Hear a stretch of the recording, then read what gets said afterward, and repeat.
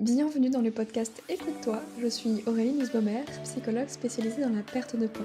Dans ce podcast, on va aborder tout ce qui touche aux problématiques de poids d'un point de vue psychologique, parce que ma spécialité, c'est les freins et blocages inconscients qui vous empêchent de maigrir. Je vous souhaite une bonne écoute. Bienvenue dans l'épisode numéro 122 du podcast Écoute-toi. Je suis ravie de vous retrouver aujourd'hui pour vous partager les règles du jeu de la perte de poids. Je vous en ai parlé dans la newsletter de dimanche, mais j'avais envie d'en faire un épisode complet parce que ça me semble très important. Avant de jouer à un jeu de société, il faut connaître les règles, sinon on ne peut pas vraiment jouer. Et comme je disais, on ne peut pas jouer au Monopoly avec les règles du Cluedo. Il y a un truc qui va pas, ça fonctionne pas de la même manière, on est bien d'accord. C'est un petit peu comme avant d'utiliser un appareil, électronique, on devrait, je dis bien on devrait parce que peu de personnes le font, on devrait en réalité lire le mode d'emploi. Mais qui fait ça? Bah oui, en vrai, c'est hyper chiant, on n'a pas envie de se taper la lecture d'un gros pavé comme ça, hyper soporifique en soi. On a juste envie d'aller à l'essentiel, on a envie d'utiliser notre appareil là tout de suite et puis on se débrouillera déjà, voilà, il y a les boutons par-ci par-là. On va faire des tests, ce sera bien plus rapide que de lire la notice. Sauf qu'en réalité, on sait bien que prendre le temps de lire la notice avant, c'est un gain de temps après, sur le long terme. Parce que sinon, on peut passer des heures à chercher un détail, sans réellement le trouver. Typiquement, moi je sais qu'à l'époque, quand j'essayais de changer le code PIN de mon téléphone, je regardais partout dans mon téléphone, je ne trouvais pas comment. Impossible, dans ma tête, je j'allais pas lire, le mode d'emploi, c'était pas négociable donc voilà, perte de temps totale et c'est exactement ce qui se passe en fait dans, dans la perte de poids, tout simplement. En fait, au lieu d'essayer de comprendre justement, la physiologie de notre corps, le fonctionnement de notre cerveau, la régulation émotionnelle, tout ça, qu'est-ce qu'on fait? Eh bien, on prend le premier raccourci qui nous tombe sous la main, c'est-à-dire, compter ses calories, peser ses aliments, réchauffer des plats préparés, prendre des compléments alimentaires, des shakers, et cetera, et cetera. On veut la facilité, ce qui est bien normal, hein, c'est tout à fait humain. Et en général, on n'a pas envie de se casser la tête avec, entre guillemets, «la théorie». On veut juste la pratique, on veut que ça fonctionne, on veut qu'on nous dise comment, quoi et quand, comme ça au moins on n'a pas besoin de réfléchir. Le problème, c'est qu'en faisant ça, on joue au jeu de la perte de poids sans en comprendre les règles. Et qu'est-ce qui se passe? C'est que du coup, ça fonctionne pas. Plus ça semble facile, moins on prend le temps de comprendre. C'est le fameux, bouger moins, non, manger moins, bouger plus plutôt. Et du coup, on se dit: «Bon, OK, c'est facile, je mange moins, je bouge plus et puis voilà, ça devrait le faire».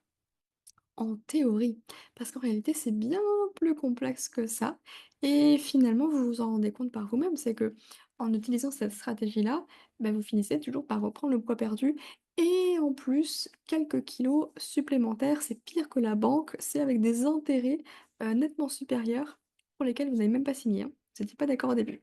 On vous a même pas prévenu. Et en fait, à chaque tentative, on reprend le poids perdu et plus encore sans comprendre pourquoi, parce qu'on a l'impression justement de d'appliquer ce qu'il faut, manger moins, bouger plus, c'est pas compliqué pourtant. Alors qu'en réalité, les règles du jeu, elles sont bien plus complexes que ça. Même le Uno, hein, un jeu très simple, c'est pas en une phrase qu'on va comprendre comment y jouer. Il y a des petites subtilités et c'est important justement d'y passer un petit peu de temps en amont pour justement vraiment savoir, OK, pourquoi est-ce que ça fonctionne pas ce que j'ai fait jusqu'à maintenant? Et aussi de comprendre, pourquoi est-ce qu'on va mettre en place tout ce qu'on va mettre en place par la suite, parce qu'on a besoin de sens, mine de rien, pour réussir à tenir, de nouvelles habitudes, un nouveau rythme, bref, toutes ces petites choses-là. Je vous ai déjà expliqué à plusieurs reprises, pourquoi est-ce que c'était contre-intuitif justement de mettre son corps en restriction quand on a envie de maigrir et pourtant c'est la première chose à laquelle on pense, c'est la première chose que les magazines nous vendent, surtout avant l'été, le nouveau, régime miracle, la méthode minceur et cetera, sauf que ça se base sur le même principe qui est de la privation, de la restriction, ne pas écouter ses sensations alimentaires et du coup, paradoxalement, ça fait tout l'inverse. C'est-à-dire que quand on mange moins et qu'on met son corps justement en restriction, en privation, on va, manger moins, on va pas justement écouter sa sensation de faim, donc on va avoir faim tout le temps. Notre corps, qu'est-ce qu'il fait dans ce moment-là? Il est en panique, il est en train de se dire: «Punaise, j'ai faim». Je lui envoie des signaux toute la journée, je fais gargouiller son ventre de plus en plus fort et qu'est-ce qu'elle fait? Rien. Elle ne me donne pas à manger. Quelle horrible personne. Et bah, OK, elle m'entend pas, et ben, on va faire en sorte justement de survivre malgré tout. Parce que typiquement notre corps, quand on lui donne pas à manger, la seule chose qu'il est en train de se dire, c'est qu'il va mourir. Beh, évidemment, on a besoin de manger, de boire, de dormir. Si on n'a pas ces éléments-là, eh bien potentiellement que notre survie est en danger. Donc notre corps, il fait quoi? Il active l'alarme famine, comme j'aime l'appeler, et du coup, il va ralentir le métabolisme du corps et il va augmenter sa capacité de stockage. Ça veut dire que vous allez manger moins, mais ce que vous allez manger, eh ben, il va stocker encore davantage. Parce que du coup, il a besoin de ralentir la machine pour être sûr que vous allez tenir. C'est un petit peu comme les animaux qui vont hiberner en plein hiver. Leur métabolisme, il va être au ralenti, mais eux, c'est tout à fait normal en fait. Ils ont fait des réserves avant. Ils sont capables de tenir tout l'hiver sans manger en passant toute la journée à dormir parce que c'est dans leur physiologie. Nous, c'est pas notre cas. Donc, eh bien, dès qu'on mange moins et qu'on ne répond pas à nos besoins justement, bah, de faim, bah, tout de suite notre corps il est en panique parce qu'il est en train de penser qu'on est en train de le tuer quelque part. Et il y a aussi un truc à comprendre qui est paradoxal et que beaucoup de gens ont du mal à intégrer, c'est que quand on ne mange pas assez, on peut aussi grossir parce que, encore une fois, pour bien fonctionner, bah, notre corps il a besoin d'énergie. L'énergie, c'est quoi? C'est la nourriture qu'on va lui apporter. Et si on lui apporte pas assez de, bah, d'énergie, il va pas pouvoir bien fonctionner. Donc il y a tout le système qui est déréglé. Donc moins on mange, plus on grossit. Et c'est complètement paradoxal parce que ça va à l'encontre de tout ce qu'on nous apprend, de tout ce qu'on nous incite à faire quand on a envie de perdre, justement ces kilos supplémentaires avec, bah, les régimes, les privations, les restrictions et cetera et cetera. Et puis il y a aussi cette question de grignotage, l'alimentation émotionnelle, manger ses émotions. On voit ça un petit peu comme le truc à bannir absolument, sauf que n'oubliez pas que derrière chaque comportement, il y a toujours une intention positive. Ça veut dire quoi? Ça veut dire que si vous mangez vos émotions, ben c'est pas pour rien. Et que si vous cherchez juste à arrêter ce comportement sans chercher à comprendre pourquoi est-ce que ce comportement il a été mis en place, ben vous allez passer toute votre vie à lutter contre ce mécanisme de protection naturelle qui a été mis en place pour vous aider, alors que vous, vous cherchez l'inverse et sans comprendre que c'est pour votre bien. Alors je dis pas que faut continuer, pas du tout.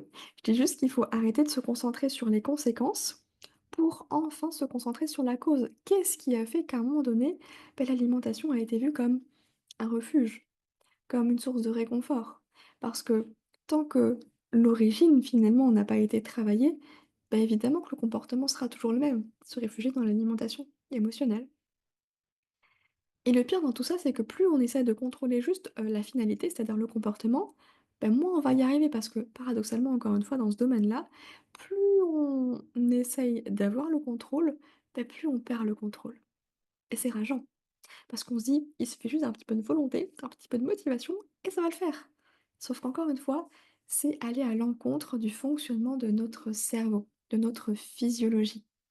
Et ça, si on n'en a pas conscience, on peut passer toute une vie à lutter littéralement contre notre corps, à lutter contre nos comportements, nos habitudes, parce qu'on ne sait pas comment ça fonctionne. Donc on est en lutte et en résistance H24 alors que ça pourrait très bien se passer. Et en plus, on maigrit pas, hein, on grossit. Le pire des choses. Donc l'idée, c'est juste de prendre un peu le temps pour comprendre comment tout ça, ça fonctionne. Et ensuite, mettre en place les éléments qui vont vraiment vous aider à maigrir sur la durée. Mais pas à maigrir pour reprendre le poids fois 2 dans quelques mois. Non, non. Maigrir définitivement. Et rappelez-vous encore une fois, les fameux bénéfices secondaires du surpoids. Je vous le dis tout le temps, le surpoids, il n'est pas là pour vous embêter, il a un message à vous transmettre, il a une fonction particulière, c'est cette fonction de protection. Je le vois comme un garde du corps. Il est là pour vous protéger. Et ça, c'est mis en place à un moment donné dans votre vie, sans que vous en ayez conscience, sans que vous l'ayez voulu. Ça s'est mis en place comme ça parce que il s'est passé quelque chose et du coup, votre inconscient, il a pris le relais. Parce qu'il est là pour vous protéger. À sa manière. Sauf qu'aujourd'hui, bah, je ne sais pas, à 40 ans, à 50 ans, à 36 ans, bah, vous avez le même fonctionnement que peut-être, vous aviez à 6 ans parce que c'est ce qui a été mis en place à ce moment-là et que, bah, rien n'a bougé depuis. Si jamais un enfant, a peur du monstre sous le lit, ça sert à rien de lui dire qu'il y a rien sous le lit. Vous avez besoin de regarder sous le lit pour lui dire: «Il y a rien» et de lui montrer aussi à lui qu'il n'y a rien sous le lit. C'est par l'expérience finalement que ça va vraiment l'apaiser et pas juste par les mots. Donc bah, pour maigrir, c'est pareil en fait, votre corps il a besoin de se sentir en sécurité. Et pas juste que vous vous dites: «OK, je veux maigrir, c'est bon, je suis en sécurité». Non, il a besoin de le ressentir et peut-être que vous n'avez pas conscience qu'aujourd'hui vous êtes en insécurité parce que, bah, vous avez vécu, plus de temps dans votre vie en insécurité qu'en sécurité. Donc pour vous, peut-être qu'aujourd'hui, c'est votre état normal. Alors qu'en fait, pas du tout. Rappelez-vous ce que je vous ai partagé du coup dans un épisode précédent sur, le sentiment de sécurité, justement avec le système nerveux et cetera. C'est pas pour rien qu'on utilise ce type de mots, le poids c'est comme une carapace, c'est une armure, parce que ça vient vraiment comme quelque chose qui, poum, nous protège, pas des autres, nous protège du monde extérieur. Ça montre bien que s'il y a besoin d'une armure, c'est pour protéger quelque chose, c'est qu'on ne se sent pas en sécurité à l'intérieur. Sauf que tout ça, bah, personne n'en parle et surtout on vous apprend pas à le faire. Et le pire dans tout ça, c'est que même en études de psycho, même en études de diététique, on nous apprend pas tout ça, on nous apprend pas à le faire. C'est avec les découvertes justement récentes qu'on peut faire des liens avec le poids, avec ce sentiment de sécurité, les liens d'attachement, les émotions, etc., etc. Donc c'est un véritable puzzle finalement à reconstituer et l'avantage c'est que, passionnée par le sujet, j'ai reconstitué pour vous le puzzle de la perte de poids, à mon sens. Donc encore une fois, pour jouer au jeu de la perte de poids, bah, il faut avoir les bonnes règles, il faut avoir les bonnes cartes en main. Sinon, vous perdez toujours. Et justement, dans l'académie Mincir Autrement 2.0, je vous explique tout ça. Je vous explique à la fois les règles psychologiques, les règles physiologiques, basées sur bah, les neurosciences, sur des choses qui sont avérées, qui sont prouvées, justement des concepts qui ont été validés scientifiquement, pour que vous puissiez à la fois comprendre le mécanisme, mais aussi expérimenter. Parce que c'est à la fois par la compréhension et l'expérimentation que les choses vont vraiment pouvoir bouger. Et puis il y a aussi quelque chose de formidable, c'est que la communauté dans l'académie Mincir Autrement, c'est vraiment une safe place, un espace sécuritaire, bienveillant, où vous pouvez déposer ce que vous avez à déposer, sans jamais être jugé, sans que jamais on vous dise que vous êtes pas à votre place, que vous êtes, je ne sais pas, que c'est déplacé, que c'est pas normal, etc. Pas du tout. C'est un espace accueillant, bienveillant, qui vous permet justement de trouver du soutien à chaque étape, tout simplement. Et si je vous dis tout ça aujourd'hui, c'est que je suis super fière d'avoir créé cette nouvelle version de l'Académie Mincir Autrement et que jusqu'à vendredi soir, donc vous avez, voilà, si vous m'écoutez le jour de sa sortie, eh bien, vous avez la possibilité de rejoindre la bêta test jusqu'à vendredi soir minuit, donc le vendredi 22 novembre 2024, minuit, à un tarif préférentiel puisque c'est à moins 50% actuellement pour cette bêta test. Une bêta test, c'est quoi? Eh bien, c'est simplement la possibilité de co-créer avec moi le programme. Le programme, je vous le partage et j'attends de vous que vous puissiez me faire vos retours en fonction de vos questionnements, de vos ressentis et puis aussi de votre expérience à ce que je vous ai partagé en termes de connaissances, mais aussi d'exercices pour que je puisse affiner au plus près de votre situation, de vos problématiques, parce que, je ne peux pas forcément penser à tout. Donc, vos retours vont m'aider à aller dans les détails pour en faire le programme le plus complet sur le travail justement psychologique de ces fameux blocages inconscients. Donc si ça vous intéresse, je vous mets le lien dans la description de cet épisode et je serai ravie enfin de vous donner ces fameuses règles du jeu parce que au-delà de juste vous expliquer, vous allez pouvoir l'expérimenter et c'est vraiment ça qui va tout changer. C'est un accompagnement, un programme qui demande que vous soyez active, bien entendu, parce que sans changement, sans passage à l'action plutôt, il n'y a pas de changement.